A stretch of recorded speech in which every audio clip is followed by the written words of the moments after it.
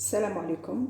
اليوم راح نوري لكم حيله كيفاش ماشينه لافي تخرج لكم القش نتاعكم كلي راكم غاسلينه بيديكم يخرج نظيف. كاين بزاف ماشينه لافي تدخلي قشك يخرج بصح يبقاو فيه لي طاش، ومهما استعملتي الصابون ولا السائل تاع الغسيل تاع الخارج ماركات مليحه يبقوا لي طاش. انايا عبر الخبره نتاعي تاع الوقت واش عرفت باللي كاين صابون يخرج صح البقع. وش هو هذا الصابون؟ يخي في الجزائر كامل الدور الطوموبيل الطاكسي هذيك اللي تبيع الصابون، تبيع المواد تاع التنظيف بليطره، السعر تاعو رخيص. انا اول مره جربته استغربت صراحه. تشري الصابون نتاع الحجره اللي يتباع بليطره، جربت اللي نشريه في القرع بصح ما عطانيش مفعول كيما هذا، والله شيء غريب. صح الصابون اللي نشروه بليطره من الطاكسي ولا الطوموبيل اللي الدور ها هو تحسيه شويه خفيف، هو صابون الحجره يتباع بليطره.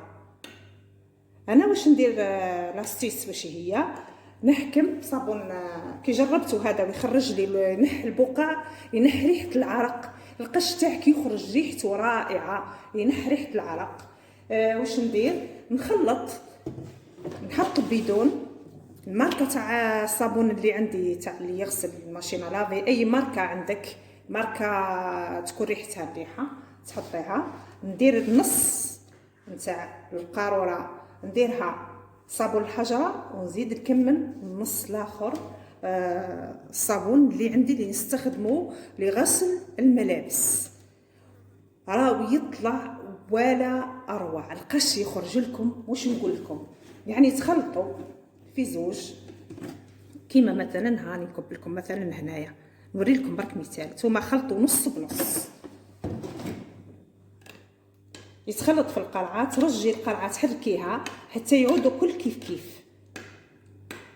وكي تجي تستخدمي هذا الصابون اللي تخلطيه مثلا المرفه تستخدمي زوز مغاطه، ديري زوز كيلات من هذا، تعودي ديري 4 كيلات من هذا.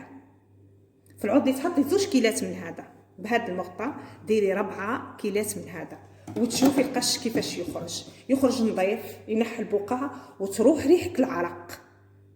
وهذا الصابون ايضا هذا اللي نشروه بليطره، جربي اي بقعه ولا عرق في الطابق تاع قمجه ولا كبيه عليه، كبي شويه فوق هذاك العرق وصلني شويه وتشوفي كيفاش يخرج لك القش.